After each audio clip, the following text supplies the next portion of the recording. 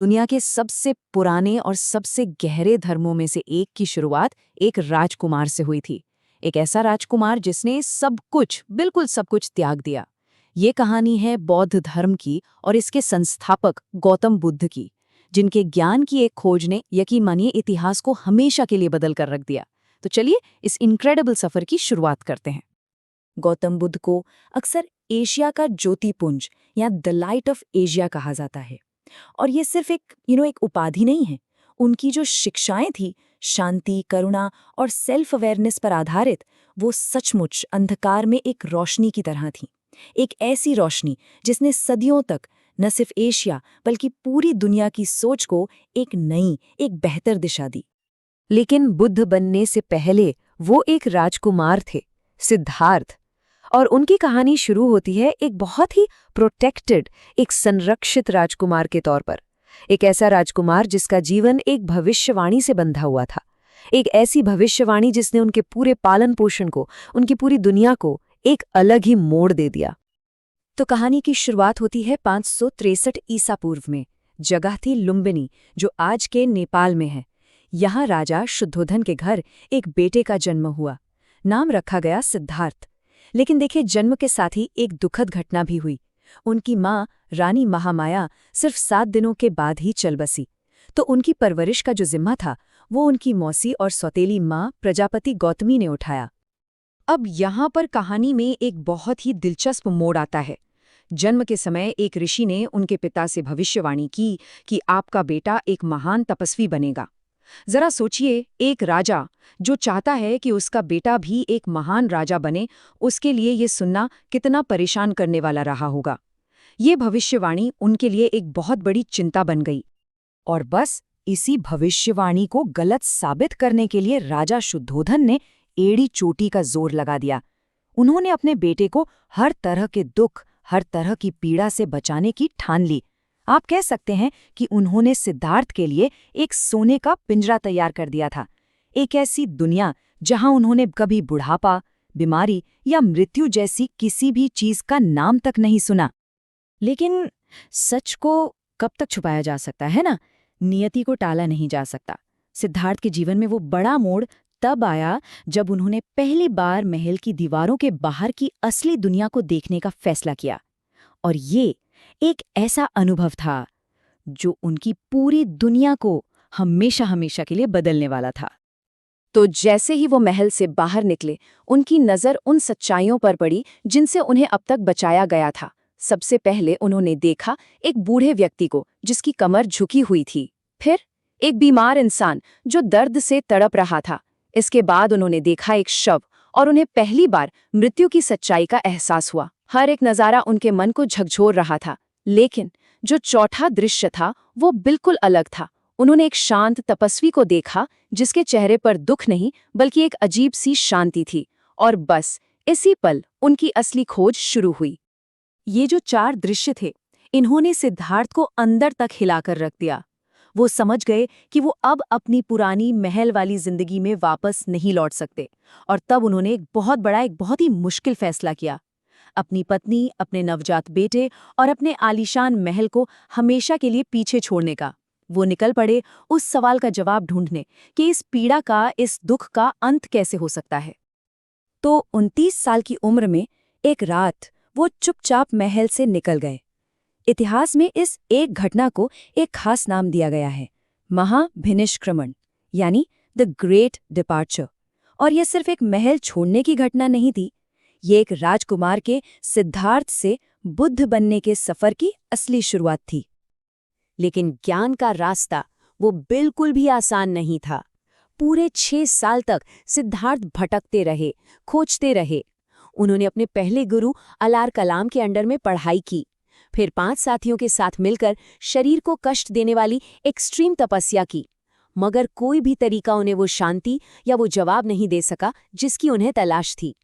जब वो लगभग हार मान ही चुके थे, तब जाकर 35 साल की उम्र में उन्होंने अपना एक नया रास्ता खोजा। और ये हुआ बोधगया में, निरंजना नदी के किनारे एक पीपल के पेड़ के नीचे। यहीं पर गहरे ध्यान में लीन होने के बाद सिद्धार्थ को परम ज्ञान की प्राप्ति हुई। और उसी क्षण वो सिद्धार्थ से बुद्ध बन गए। बुद्ध यानी द एनलाइटेंड वन, वो जो जाग चुका है। तो ज्ञान मिलने के बाद बुद्ध ने फैसला किया कि वो इस ज्ञान को सिर्फ अपने तक नहीं रखेंगे, बल्कि इसे दुनिया के साथ साझा करेंगे। उन्होंने मानवता को एक नया रास्ता दिखाने के लिए धर्म के चक्र को, द व्हील ऑफ धर्मा को गति दी। बुद्ध का जो सबसे पहला उपदेश था उसे धर्म चक्र प्रवर्तन कहा जाता है। इसका मतलब है धर्म के पहिए को घुमाना या टर्निंग द व्हील ऑफ धर्मा। उन्होंने ये उपदेश सारनाथ में दिया और बस यहीं से बौद्ध धर्म की एक आंदोलन के रूप में शुरुआत हो गई। उनकी पूरी शिक्षा का जो सार है वो 4 आर्य सत्यों में समाया है।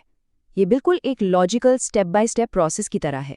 पहला सत्य, प्रॉब्लम को पहचानना, दुनिया में दुख है। दूसरा, प्रॉब्लम का कारण जानना। हर दुख का कोई ना कोई कारण होता है और सबसे बड़ा कारण है हमारी इच्छा, हमारी क्रेविंग। तीसरा, ये जानना कि सल्यूशन मुमकिन है। इस इच्छा को कंट्रोल करके दुख को खत्म किया जा सकता है। और चौथा और सबसे जरूरी, वो रास्ता जिस पर चलकर इच्छाओं पर काबू पाया जा सकता है। बौद्ध धर्म के जो 3 सबसे जरूरी स्तंभ हैं, उन्हें त्रिरत्न या 3 जूल्स कहा जाता है। कोई भी जो इस रास्ते पर चलता है वो इन 3 चीजों में शरण लेता है। बुद्ध यानी खुद एनलाइटन टीचर, धम्म यानी उनकी दी हुई शिक्षाएं, और संघ यानी उन लोगों की कम्युनिटी जो इस रास्ते पर साथ चलते हैं। तो सवाल ये उठता है कि बुद्ध के बाद क्या हुआ? उनके महापरिनिर्वाण के बाद उनकी ये विरासत कैसे जिंदा रही और समय के साथ इसमें क्या बदलाव आए? चलिए अब इसे समझते हैं कि उनकी शिक्षाओं को कैसे बचाया गया और आगे बढ़ाया गया।